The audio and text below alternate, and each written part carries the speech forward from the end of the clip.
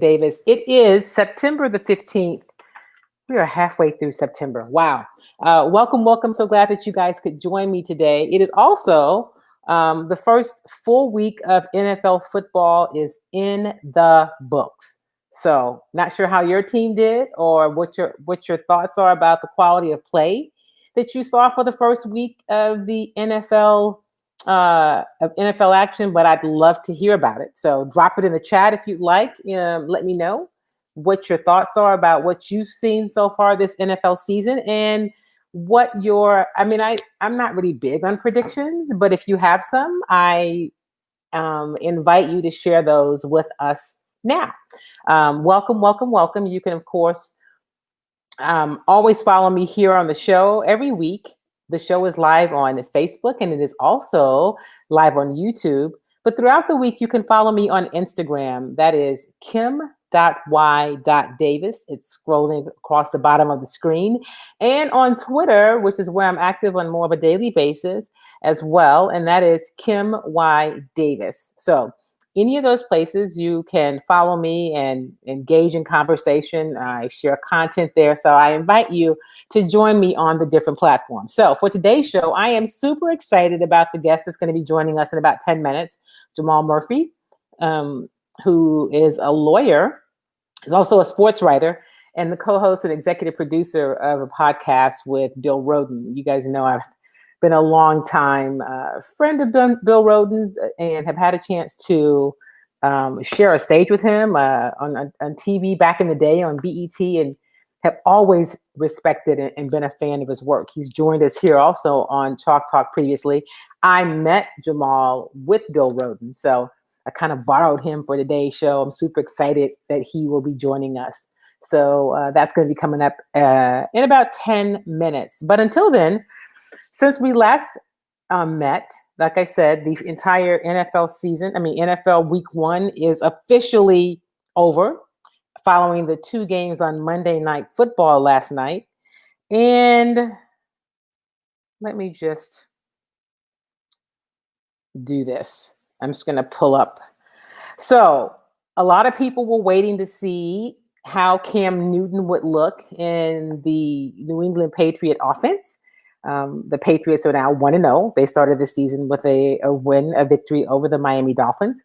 Another big game people had their eyes on, or another game people had their eyes on. It's only week 1, but it was the Tampa Bay Buccaneers and the New Orleans Saints. A matchup of the NFC South. Tom Brady, for the first time in a uniform other than New England in his entire career, facing off with Drew Brees and the Saints. Drew Brees broke a record in that game for, was it receptions or touchdowns? But it was not Tom Brady's finest outing.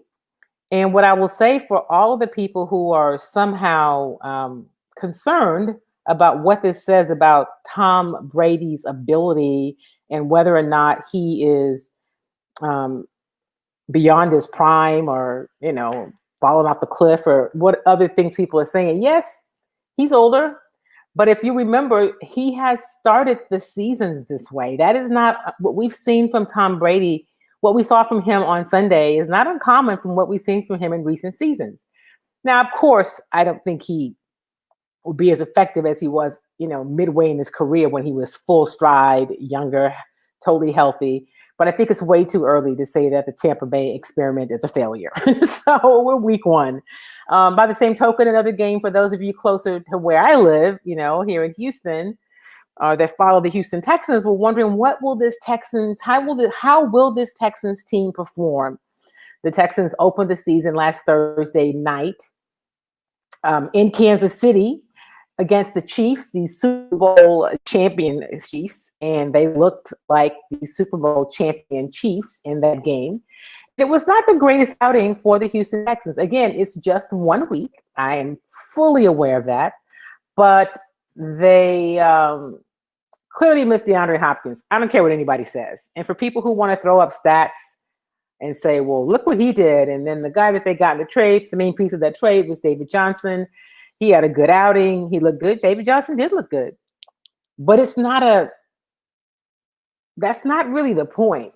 Like the Texans offense was not missing what they got from David Johnson. I mean, that wasn't the key for this team to take the next step. So at any rate, taking nothing from David Johnson, he did look good. Unfortunately, Duke Johnson got banged up in that game. So we'll see what happens. Yesterday, Bill O'Brien said he's confident he'll be okay. They'll just have to see. It's only been a couple days. He'll be day to day probably. But DeAndre Hopkins, boy, did he have a heck of an outing in his first start as an Arizona Cardinal. And I'm sure Kyler Murray in his second year as a quarterback, after being the Heisman Trophy winner and the first player chosen overall, is super excited that he's got DeAndre Hopkins. I saw somebody tweet over the weekend and say, yeah, the Texans need to get a number one, a top receiver for Deshaun Watson. And I just chuckled and said, yeah, they had one of those. And they traded him. So I'm not a general manager. I'm not a head coach. So I don't pretend to have all the answers. But what I still do firmly believe is that when you have an asset, a top receiver, a receiver who's in the conversation of being one of the best, or at least the top three in the National Football League, you don't let him go. You just don't. And if you do, you have gotten something really pretty amazing in exchange for him. So here's the other thing. We know that Will Fuller is a speedster. Across from DeAndre Hopkins, he looked really good. And we've seen this before. When you don't have a really true number one receiver, like a DeAndre Hopkins, it makes all the other receivers look a lot better because it takes some attention away from them, because you've got to spend so much attention and resources on a DeAndre Hopkins that it does make a difference in your offense. So listen, Hop is gone. He is not going to be a Texan, but to think that the Texans don't miss him and miss what he does for this offense is ludicrous. And for those of you who sent me stats about how well David Johnson played in game one, you can miss me on that too, because that's not apples to apples. And the Texans' issue last season wasn't what they got from David Johnson in game one. So anyway, we'll talk about all that and more. But now I am excited to I told you I had to bring in, a heavy hitter for today, because it's week one of the NFL and there's so much to talk about. So first of all, Jamal, thank you for joining me. Good morning, my friend. Hi, thanks for having me. Great to see you again. Absolutely. And I was telling him beforehand, you're a lawyer. I always say that because I just think that's really cool. He's a sports writer. Yeah. And also he's a co-host and producer of a podcast with Bill Roden, a longtime friend of mine, and a name that I'm sure most of us know. And if you don't, remember I told you to get the book.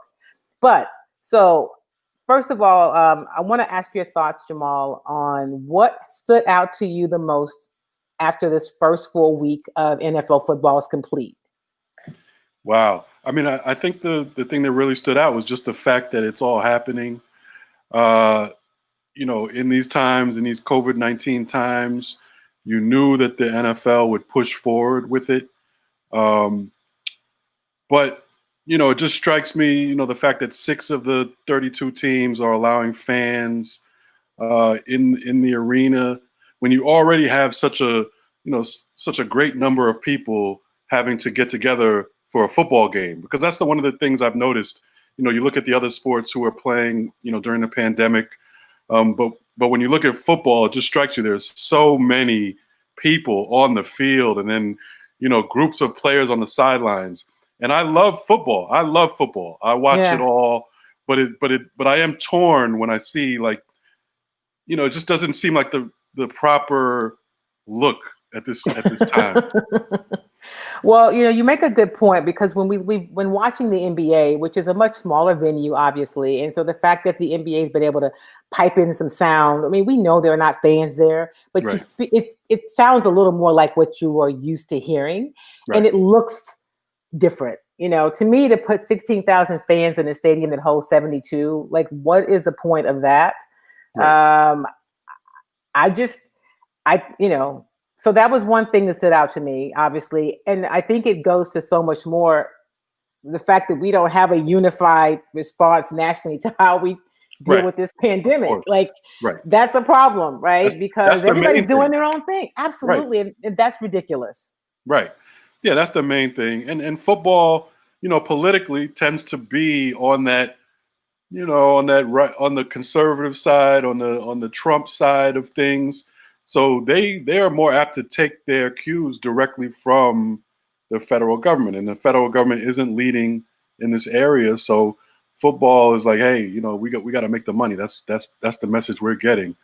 Um, but the games themselves, just like all the other sports, the games themselves have still been high quality. You can't tell. It doesn't look like players themselves are affected by the fact that there are no fans in the stands. You still see that same intensity. So the entertainment value is still there for all these sports. Unless, of course, you are a Houston Texans fan. Fair point. Fair point. And you had to sit through the first week of that, what was, Kansas City Chiefs game. And let me ask you this. Do you think, and because there have been other, good performances we've seen across the league, what are your thoughts about preseason games? Do we need them or not? No, I mean, from the looks of week one, there's some sloppy play, but there's sloppy play the first week when there are preseason games. Right. So I think this kind of showed you that preseason games are definitely, a little bit overrated. At least we didn't have any season-long injuries during the preseason this year, like you always see one or two, huge season-ending injuries. So you get rid of that. But again, it's also money, right? It's also those preseason games bring in fans and bring in money and bring in TV revenue. So I'm sure they'll go back to it because the money is so large. You mentioned money. Are you trying to say that is at the at the heart of pretty much everything that happens around this as we talk about sports? Yes. I mean, it's at the heart of everything that has to do with this country and sports. What the pandemic has really showed is how big sports are for us, for our country. I mean, we cannot live without sports. And then also the money that goes into the money that these sports produce is just astronomical. And you really see that in college sports, where you got schools where students aren't even allowed to be on campus, but they're still playing games because all that money they make from TV revenue, from revenue within the towns that those schools are in. It's just amazing, and I think the pandemic has really shined a light on how big we knew sports were big, but I don't think we knew that it was like we could not even live without them. Right. And I think it also is going to bring up, as we talk about college sports, the conversation about, do you pay these players? Right. Because clearly they are such a huge piece of the financial infrastructure of colleges, period. Right. And based on college sports. Before we jump through that, I want to ask you something. I want you to get your thoughts on something. As we talk about the first week of the season, I think we were all trying to decide, or we were all wondering, what would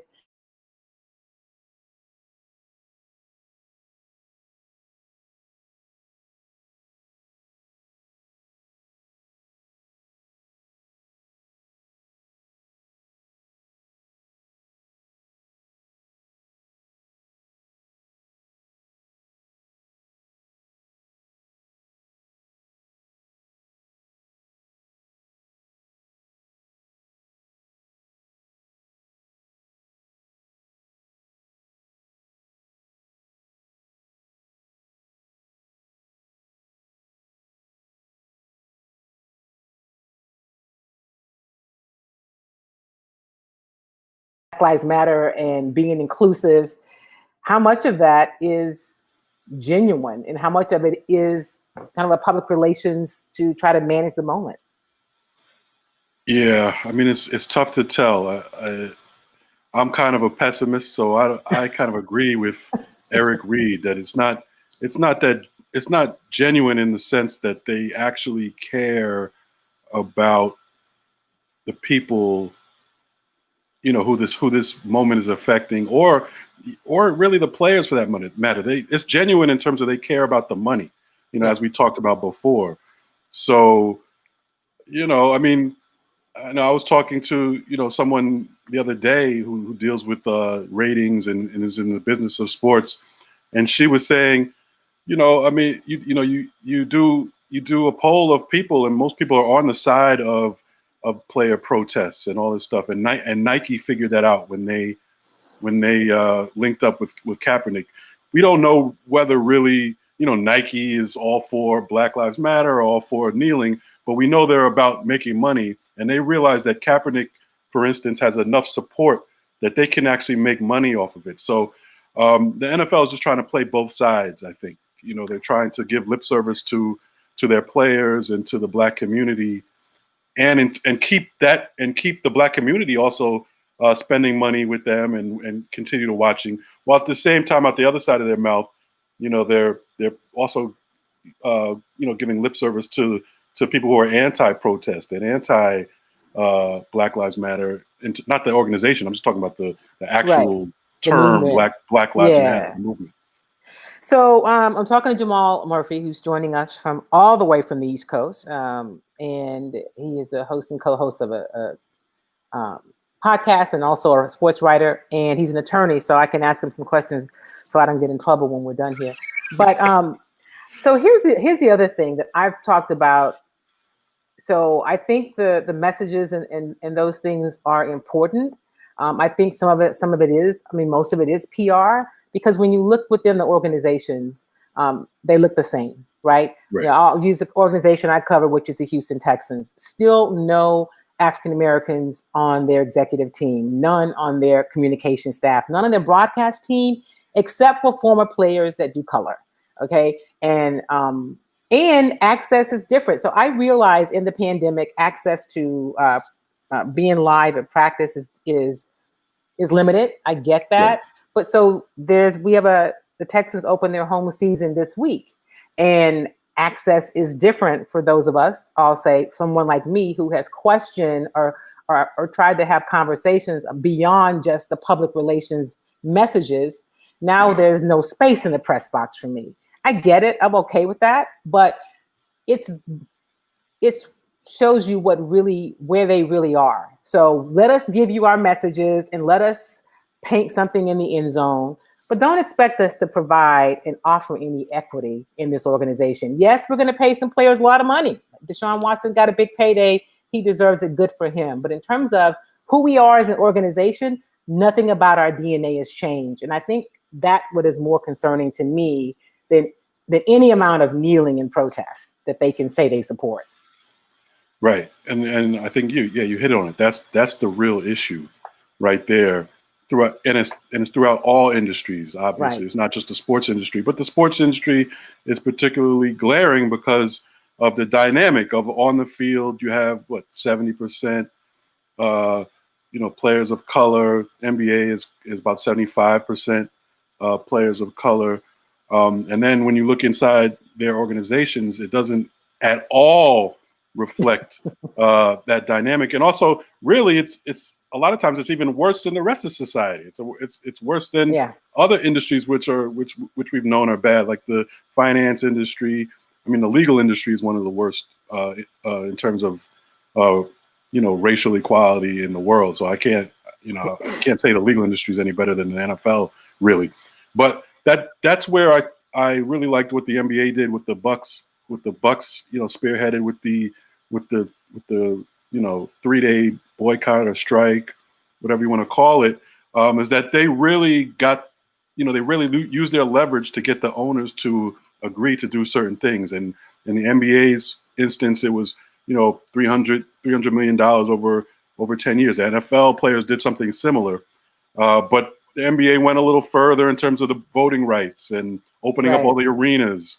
And I think the real next step is for all leagues where that's a majority players of color, is to really look at their own organizations, the one that they play for, look inside, look in the back rooms, look who has positions of power, and really demand that their own organizations change, use their leverage to force their own organizations to start hiring people of color.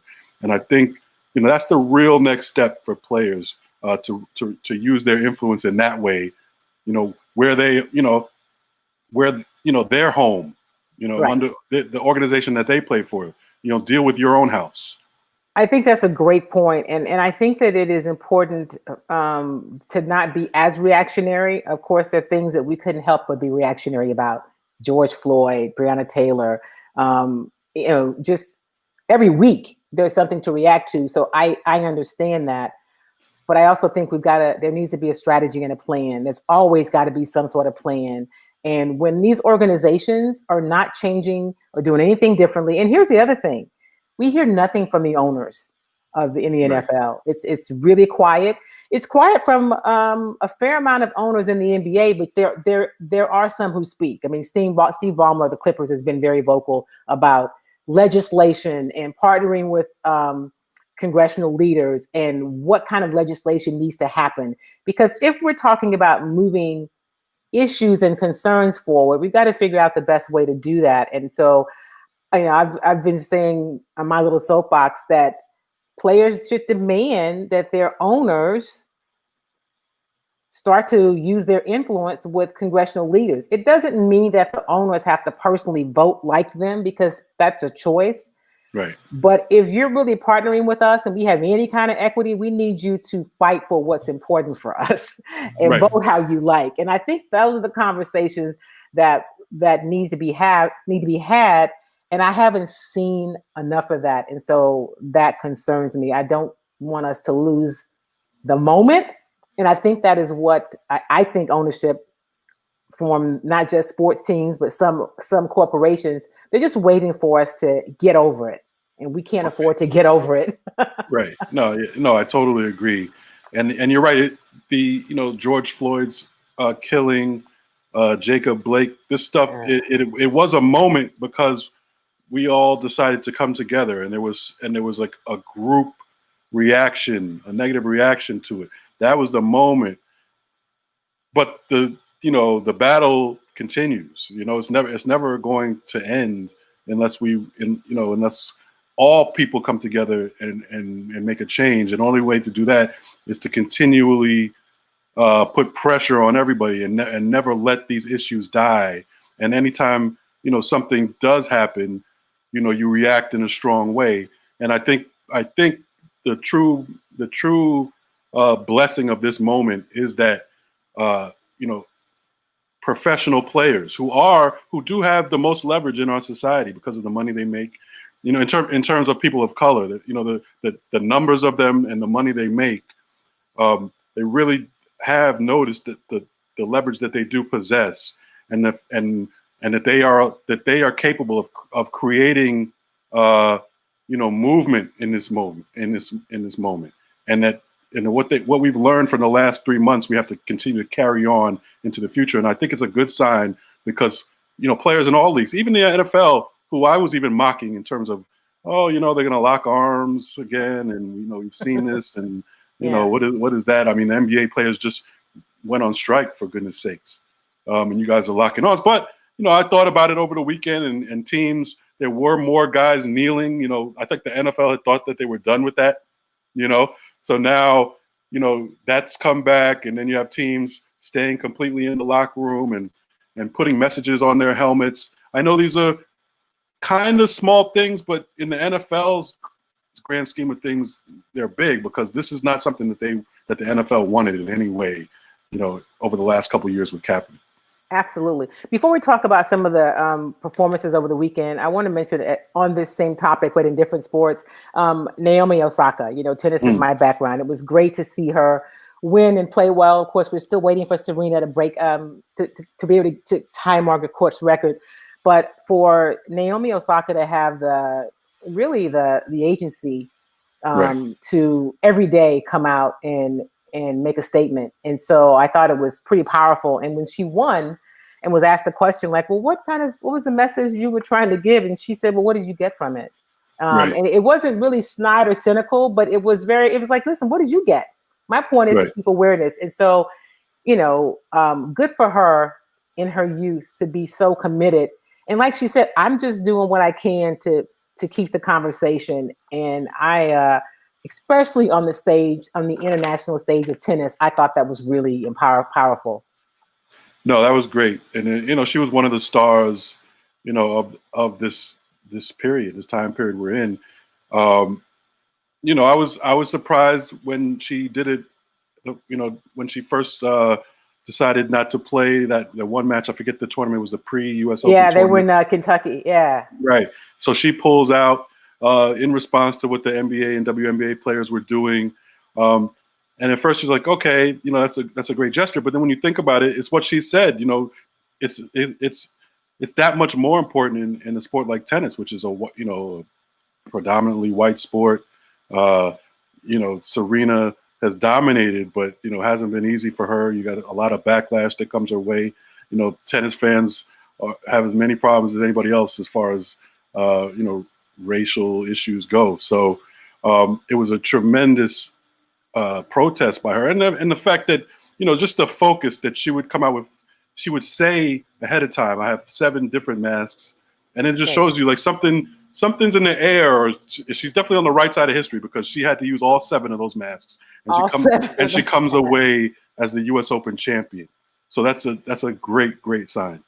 It's a great sign. I want to jump to what's happening on the collegiate level, where there is also a lot of, I want to say, almost chaos in terms of what will happen, what will be, which goes back to the no national real plan for managing the pandemic. But also, as more of these players are trying to find their voices, what they are being met with is opposition from boosters and alums who don't want to hear it. And I'm like, they're treading some dangerous territory, because if they push these players too far, we've seen some decide to now go to HBCUs. But if they take their balls and go home, so to say, that's going to be a huge financial impact on these schools, especially these Power 5 conferences, which is probably why you saw a guy like Nick Saban. I'm not saying he doesn't care, but a Nick Saban walking down the streets of Tuscaloosa with his players, he realizes the importance of listening to them and supporting them. And I just think this is going to be an interesting moment to follow in college athletics as well. No, college athletics is fascinating. You're right. I mean, the people closest to the players understand how important the players are, right? So the coaches, they're all, they may not be able to say the right thing most of the time in a couple instances, but they know that who butters their bread is the players. They know they have to get they're not going to win anything without being able to get the best players in the country to come to their schools. So when the players, again, when the players use that leverage, which I think in this time, college athletes too have learned how important they are to the system, okay, and how much the schools need them, not just for money for the entire school, for not just the schools, the towns and the cities that they're in need them. Okay. Right. And I think that the pandemic has allowed them to see that. So I think players will use their leverage more. And I think that they will consider, they will start to think harder about what schools that they go to. It's not a coincidence that we've seen, a couple players, big time basketball players choose HBCUs in the past, few months, because it's the time, people are being forced to open their eyes, the players themselves, the parents of the players. They're seeing that how they're being used by a lot of these white universities who want nothing to do with them unless they are playing a sport and creating revenue. So, no, I think that college, to me, the most fascinating part of all this sports-wise is college sports, and college athletes, just like the pros, are becoming more, aware of their surroundings and are more willing to speak out and are more willing to use their leverage. I'm talking with Jamal Murphy. He is a sports writer. He's a podcast producer and host, and also an attorney. And he's kind enough to join us today to spend a few minutes and make sure I don't abuse that. But let me ask you about some of the play on the field over the weekend. A few of the performances, I think, are games that people were really waiting to see. One was Cam Newton. What would he look like in that Patriots offense? What did you think about what you saw from Cam and the Patriots? Yeah, I mean, it was so weird, right, to see when you first heard that Cam Newton was going to the Patriots, it just strikes you as a weird fit. But only off the field, I think it strikes you that Right. way.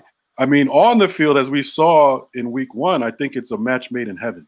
Okay, because Cam Newton has always been a winner. That's the biggest thing about Cam Newton. He's a, you look at the stats. Yes, he can put up rushing numbers. He can put up passing numbers, but he's not like a stats quarterback. He's not like your classic fantasy football quarterback. He's going to throw 300 yards plus and 4 TDs passing. No, he does it however he has to do it. And to me, that is the epitome of Bill Belichick and the Patriots. So this is on the field, it's a match made in heaven. I mean, Belichick has named him the captain.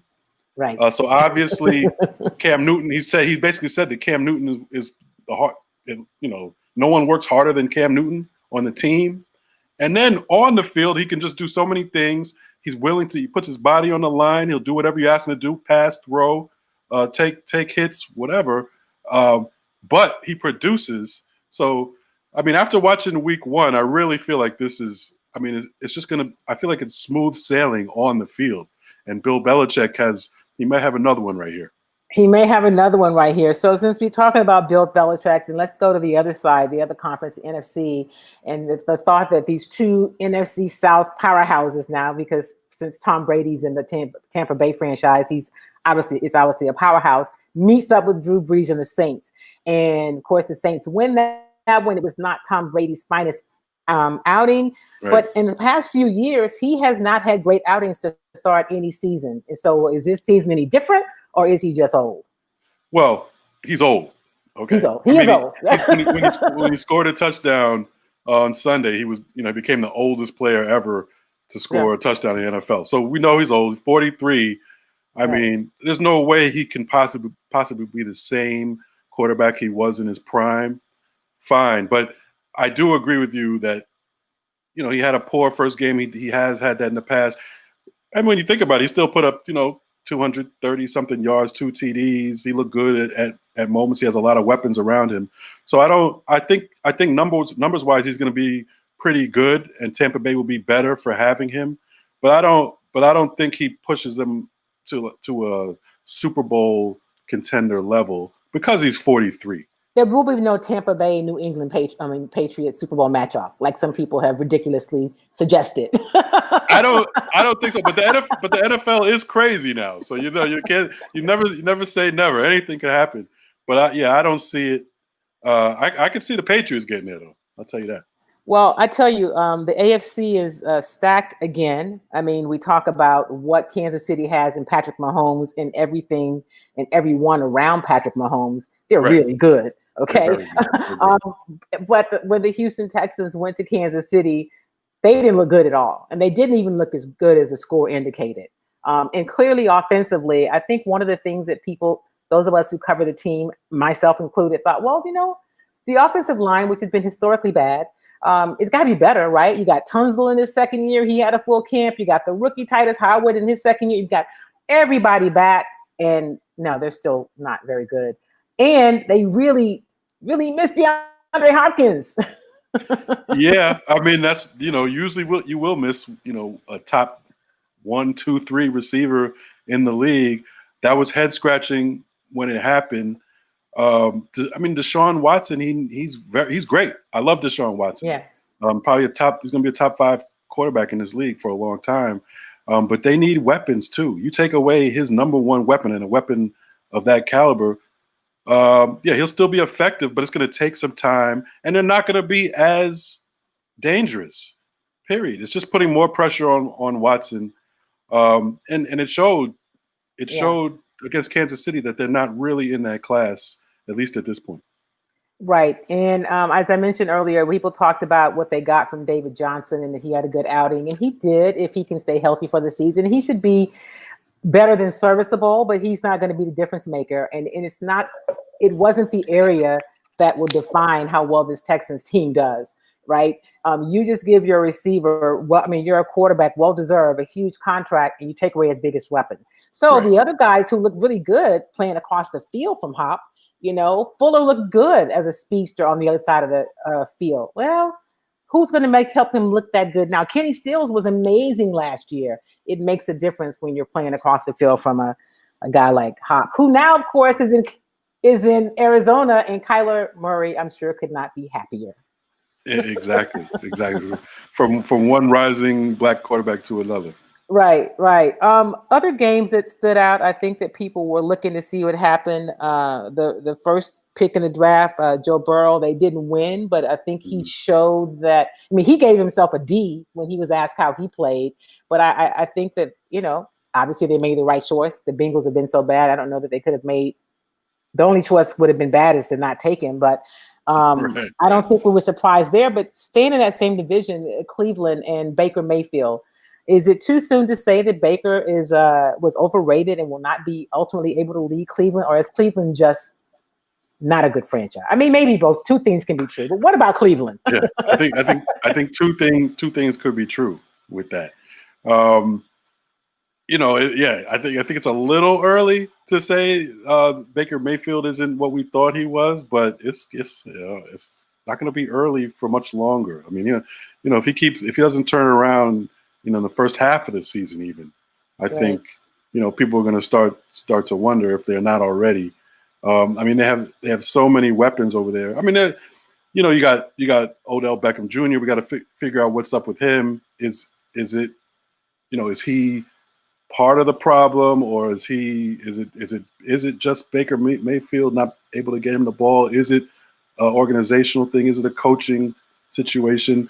But it just doesn't make sense, right? Because they have so much offensive talent that I think, when you think about it, it does make you place most of the blame, at least from the outside looking in, on the quarterback. Because if you have all these weapons around you and you're not able to put them to use, I don't know who else you look at. Okay. So you are in New York. I don't know which team you follow or which team you connect with. Are you a Bills fan? Are you a Jets or Giants fan? Are you? Well, I grew up a Jets fan. I actually grew up an Eagles and Jets fan for some reason. And then in the last few years, I've been able to just relinquish most of my fandom. It's hard to be a Jets fan anyway. And I was going to say that shouldn't have been too difficult. It's hard to be a Jets fan anyway. And now I cover the Jets and the Giants. Well, of course, they were unsuccessful opening weekend, so not surprising. Not terribly surprising. But what did you think about your Eagles? What did you think about how the Eagles started out with the Washington football team, who looked surprisingly good, especially up front?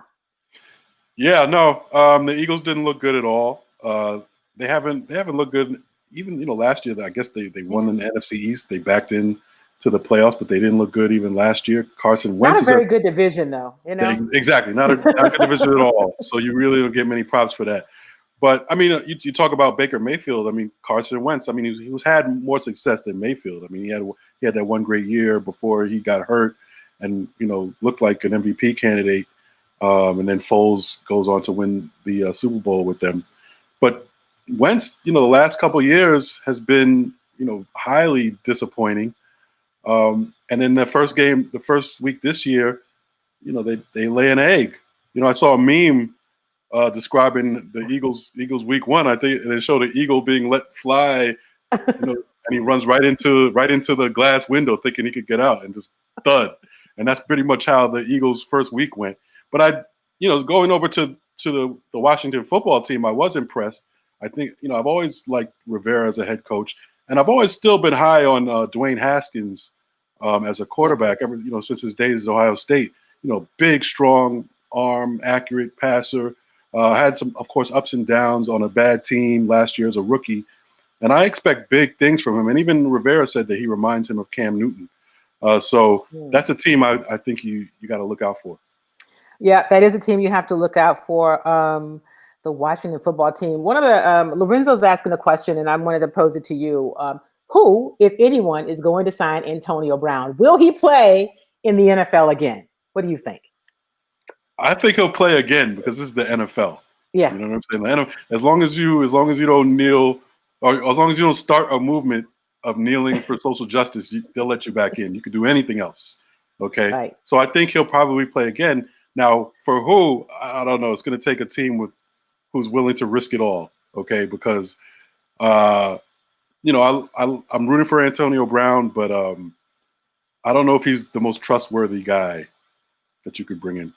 I think that's a question. And I think, Jamal, and I don't know if you share this thought, but I don't think we had any idea, at least I know I didn't. And granted, I don't cover the Steelers day in, day out, but I mean, clearly the coach there was somewhat of a saint because he managed that personality. This isn't just all of a sudden Antonio Brown kind of explodes. I think Right. that's who he's been. And it's going to take a special, a coach with a certain kind of constitution, if you will, and also a quarterback, because they've got to have some really strong leadership. And so I don't know who that is. Is it Seattle? Is it Russell Wilson, who looked great over the weekend, by the way? I don't know who it is. So to answer your question, Lorenzo, I have no idea who's going to sign Antonio, but I agree with Jamal. He will play again because he's just good. Yeah, now, he's good. if he loses his talent, no one's going to put up with him with all the foolishness that comes along with him. So, and it's funny because you mentioned the type of coach or quarterback he would have to play with. That's the last one that gave him a chance was New England with Belichick and Brady. And then, he couldn't keep his off the field stuff together. So he only lasted a game or two. A game or two. Yeah, it was ridiculous. Let me ask you about another team, and that is the Tennessee Titans. Of course, Jadeveon Clowney, who played with Houston and of course with Seattle, is with the Titans. What did you think about them? I guess in their opening game against the Denver I'm gonna say Nuggets. I'm in basketball. Yeah. What did you think about how they looked, and did anything stand out to you with the Titans? I mean, they looked how pretty much I thought they would look. I'm not sure how good Denver is, but they probably struggled with Denver a little more than I would have thought. Yeah. Henry went off. They pounded him. They're basically a classic old school team. Run the ball, play solid defense, keep the score low. So I still think they're a playoff team, but I think they are pretty much the same as they were last year. A dangerous type of defensive-minded team, but just doesn't have enough to really be a true Super Bowl contender. And one last matchup I want to talk about before we jump to the NBA is, the Cowboys and Rams. Dak, who we, so much Dak conversation. Like, why won't they take care of Dak and play Dak, which would probably cost them more in the long run, especially after other quarterbacks are being signed. But the Rams and the Cowboys, anything stand out to you in that game? Yeah, I mean, on the Dallas side, what stood out to me is that they're pretty much the same. I never really liked the head coaching hire. I wasn't a big fan of his in Green Bay. Right. The year he won, I mean, he had the best quarterback in the game for how many years, and he won one Super Bowl. And even watching those Green Bay teams, it was always a mystery of the play calling was always an issue.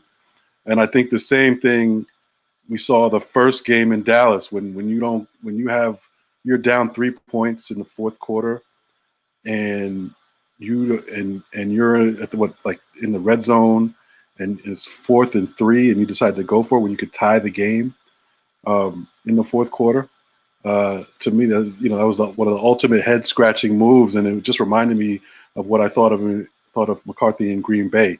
So that kind of bothers me a little bit as far as Dallas actually being any better this year. The Rams are interesting because I think the Rams, and they have to stay healthy, as does everybody else. But I think the Rams are, people forgot about, just a couple of years ago we were calling McVay the boy genius, and I still think he's a very, very good coach, and he's gonna. As long as he has the pieces, they're going to be formidable, and I think they showed that in their first game this week, that you cannot forget about the Rams, and they're going to be a factor in the NFC. So I said that was the last game, but you mentioned Packers, so I'd be remiss if I didn't talk about Aaron Rodgers, who had an interesting offseason when his team selected a quarterback in the first round instead of maybe a receiver or another offensive weapon. He looked nothing short of amazing. 32 of 44. He completed 72% of his passes, 4 touchdowns, no interceptions, no sacks. He had 127.5 quarterback rating. I'm not always really big on stats, but That's one hell of a line. Yeah, no, and he passed the eye test too, Right. because I was watching some of that game and the highlights. I mean, he was on point the whole game. I mean, he still has it, and Yeah. the key, and again, the key, just like for everybody else, is health and avoiding injuries. And if Devontae Adams can stay healthy, that's the number one key. If Adams and Aaron Rodgers can stay healthy, they're going to be formidable. And these other guys who were young, like Lazard, who are young inconsistent players last year, if they can become more consistent, which you would expect with experience, they're going to be real. And maybe they knew something more than we did, because I was perplexed also when they didn't draft a wide receiver for Aaron Rodgers. But maybe they knew these guys would mature and give him some help. Maybe they did. All right, before we go, because I have kept you way over my time, I hope you won't hold that against me. No problem at all. I want to talk about the NBA. And of course, there's a game 7 tonight in the Western Conference semifinals, the Nuggets and Clippers. And then, of course, game 1 in the East, the Heat and the Celtics. Let's talk about the West and that Nuggets and Clippers game. The Clippers are 7.5-point favorites, but I think anything's possible in that game 7 tonight. Yeah, and it's just amazing that the Clippers are in this position. Yeah. I didn't even watch Game 6. I forgot about it because of the NFL. It was NFL Sunday, all these games. I was like, and then I see the final score. I'm like, oh wow, I forgot about they were playing Game 6 today in the bubble. And then for the Clippers to lose and send it to Game 7, they're just so there's something wrong there. Even in the Dallas series, Right. they don't seem to take it as seriously as they should. You can't be giving up 19 and 16-point leads every game. We know they have the talent. Kawhi, we know, is a beast and a closer, but I don't know what it is. And it does make you feel like this, like normally you'd be confident that the Clippers would win this Game 7, and they should. But, how confident can you really be in the Clippers? I agree. I mean, they should win it, right? And Lorenzo says he'd be surprised if they lost tonight. You just don't know. I remember when they lost to the Rockets several years back, when the Rockets got to the Western Conference Finals to face off against Golden State. And that was a series that they shouldn't have lost, right? The way the Rockets came back in that series. And so I don't know what the thing is, but it does make for interesting conversation about what happens. Let's stay in the West for a bit and talk about the Lakers. Do you think the Lakers are good enough to win it all? Yeah, they're definitely good enough to do it. And, my original pick was the Clippers. I thought the Clippers had the most talent. And I still think the Clippers, you never know. If the Clippers can get it together and win Game 7, it might be a blessing in disguise going into the Lakers series, because they actually had their backs against the wall and they had to put it all together. So that's one way to look at it. But the Lakers, they've been the most focused team in the bubble. That's not a surprise when you have LeBron James on your team, who he knows his time is running out. He knows that this is one of the best opportunities he's going to have. The question was always, do they have enough after him and AD? And that's still a question. But they've been playing such good defense, and they haven't had letdowns like the Clippers have. So I think they have as good a chance as anybody to win it all this year. So staying in the West, of course, the Rockets, who had looked really good when they got to the bubble, and then they can look really good and they can look really, really bad. Before we talk about them much, your thoughts about small ball. Can it work in the NBA in postseason? Yeah, I think it could, but you just need you need all the right pieces. Yeah. And you do need a big man just in case. If you're not starting him, fine. But if you have a mismatch situation where the other team has a big man is just dominating you, you do need to have the option to bring in somebody at least defensively. I just think they just didn't have the right players for it, and really, you got to look at Westbrook, who I don't like to pile on Westbrook. But he has, there are limitations to his game. He's not, he's still very explosive, but he's not the same guy he was, in his 20s, in his mid 20s.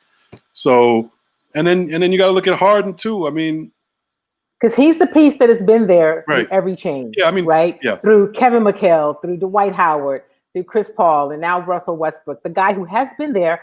And this is when I think you have to really move beyond the stats because they can be misleading. And I'm going to bring up a game, and I don't know if you saw this game and get your thoughts. It was maybe it was game 6 in the OKC series. And I listened to people locally and nationally say that D'Antoni was crazy because he should have had the ball in James Harden's hands late in that game.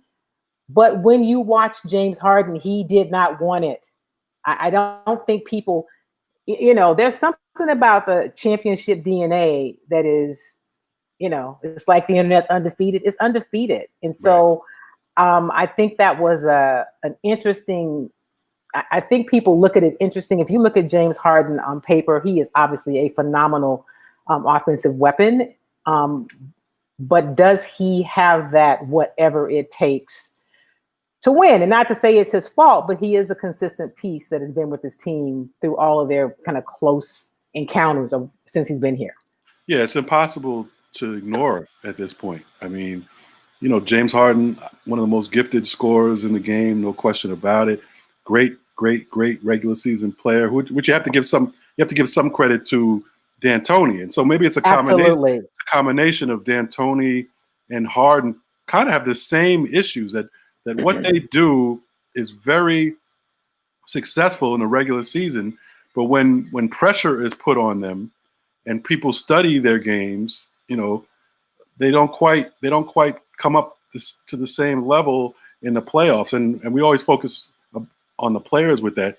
And it's just a fact. You look at James Harden's stats, he's not the same player in the playoffs as he is in the regular season or in fourth quarters as he is in the first 3 quarters.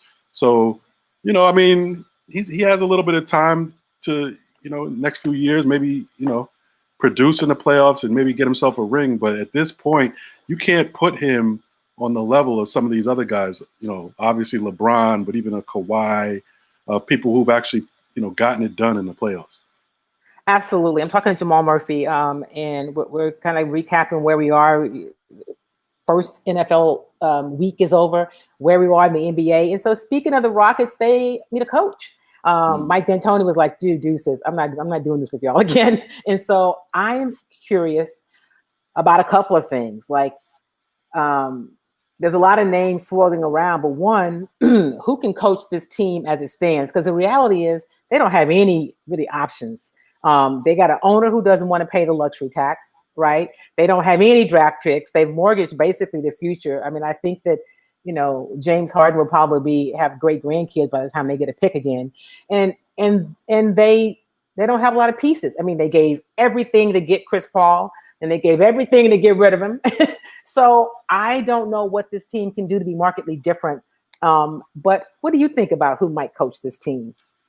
Yeah, I mean, I have no idea. I mean, the Rockets are one of the most fascinating. As soon as they lost, I hadn't thought about it until they lost, and the season was over. But that's one of the most fascinating situations because they went all in on, like you said, on small ball, and really D'Antoni is would probably be the best coach for that type of game. So their roster, no other coach really can do much with that roster, or do any more than what D'Antoni did with it. And then you have the GM situation. Is Morey still going to be there? We knew even before D'Antoni announced he wasn't going to be there. We kind of knew that was it for D'Antoni. So you knew they would need a new coach. But now the GM, who's going to be the GM, and whoever, if there's another GM, it's going to be a totally different philosophy because Morey is, he's a numbers guy, stats, analytics, stats guy, and he created the whole small ball thing, for the Rockets. So, I've heard Jeff Van Gundy's name floated around. He's not going to. His name comes up every time there's a Rockets opening. I don't know how that happens. A guy like Sam Cassell, who of course was here when this team won championships, is a name that comes up. A name that I never hear anymore. He's not coaching right now, but I always liked was Mario Elie, who had some pretty good stints on other teams. And then, of course, we hear some of the, Ty Lue, I think, was mentioned. Ty Lue was mentioned. I think Griff was maybe mentioned. I just think it's going to be interesting. But I will say this. I believe that Daryl Morey will be the general manager if for no other reason. If for no other reason, then he signs a new contract. And Tillman Fertitta is not going to pay him for 4 years and have him not work. He ain't that guy, and his cash flow can't really sustain it. So That makes He'll sense. be here. He'll be here. So really, Yeah. it's a test. It's a test for Maury. So we'll see. Well, he's going to have to rethink what he wants to do. I don't think you're going to survive with that same roster and bring in a different coach. And I think I do like when you mentioned Sam Cassell. I would love to see Sam Cassell get this opportunity and maybe on a semi-rebuilding kind of basis, so he can grow as a coach. You can change the roster, how you see fit. And Cassell has the Houston background, so I think that's a great fit. Another name somebody mentioned was Avery Johnson, who of course played with the Rockets for a stint. Lorenzo thinks Daryl Morey is a good GM. People are sold on him. I guess I will be when he wins something. I'm not sold on his approach to the game, which is, of course, the small ball analytics. But we will see, right? We will see, and it'll be an interesting offseason. Before I let you go, I want to get your thoughts on the hiring of Steve Nash and then the conversation that ensued around him being hired as coach of the Nets. Yeah, I mean, it was a shocking hire. I mean, it came out of left field for me. I hadn't heard anything about that. Yeah, as far as the discussion that started around it, I mean, I agree that there's no question that there's white privilege in every aspect of society. But I don't know if that was the best example to jump on Steve Nash. He was an NBA superstar, right? Point guard, and we've seen black NBA superstar point guards, even Jason Kidd. Yeah, Jason Kidd. Even non-superstar point guards like Derek Fisher. Right. Magic Johnson. Magic Johnson got a shot to coach the Lakers for about 10 minutes. Oh yeah, I forgot about that.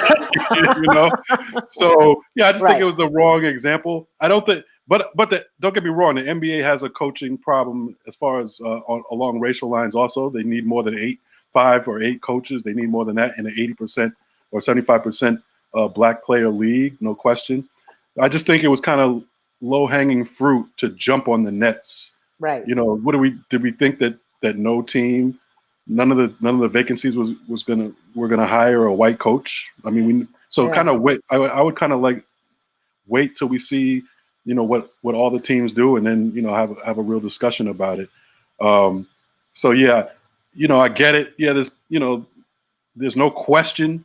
There's white privilege as far as NBA coaching goes, and not just coaching, the executive position. Same thing we were talking about in football. Right. But I do think it's a little different, and I do think it's different because the players ask for it. Right.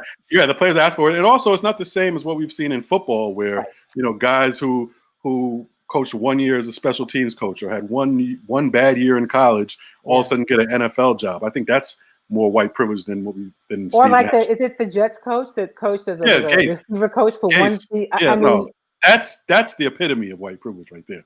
Right. I agree. I think it was not the right situation to talk about. There is obviously privilege. The NBA does a lot better than the NFL, but they still have work to do.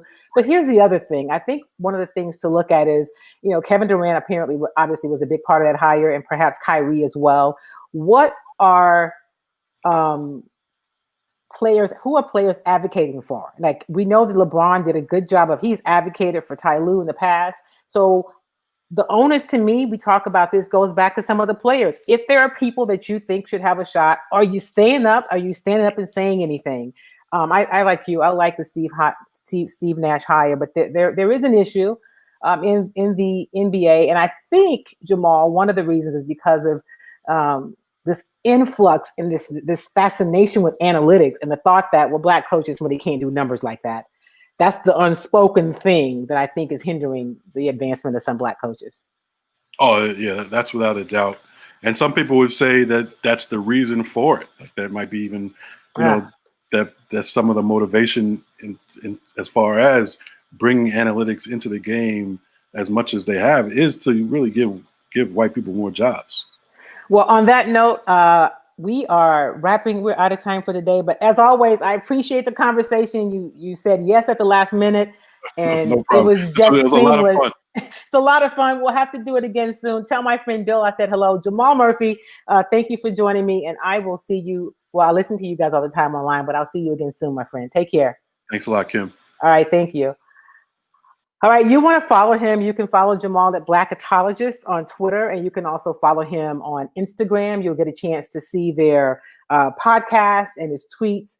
I had a chance to meet Jamal in person at a Final Four a few years ago, and he has graciously come on and joined us on more than one occasion. So we're out of time for today, but before I go, there's a few things I need to remind you of. If you have not completed your census forms, please do that. Right? Make sure that you are counted. It is important. It has to do with resources in our neighborhoods. It has to do with how political lines are drawn. So make sure that you're counted in a census and get registered to vote. It is not for me to tell you who to vote for, but it is for me to strongly encourage you to register. The deadline is coming up. Just get registered by the end of the month. It's October 4th, but just get registered. It doesn't take very long. And once you register, then I need you to find out where you vote.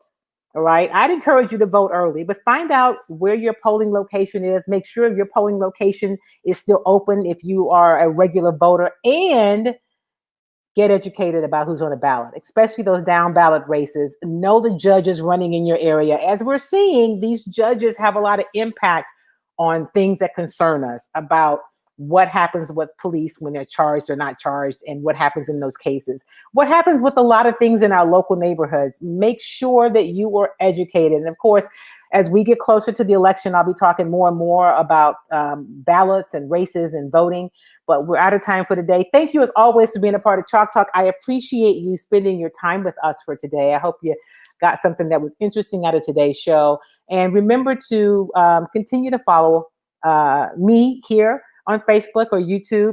Follow me on Twitter at Kim Y. Davis, on Instagram at kim.y.davis, and a few other things to do. Mask up, wear your mask, practice social distancing, and make sure that you're washing your hands for at least 20 seconds. All right. Have a good day, everybody. I'll see you next time. Do something kind for yourself and something kind for somebody else. Make it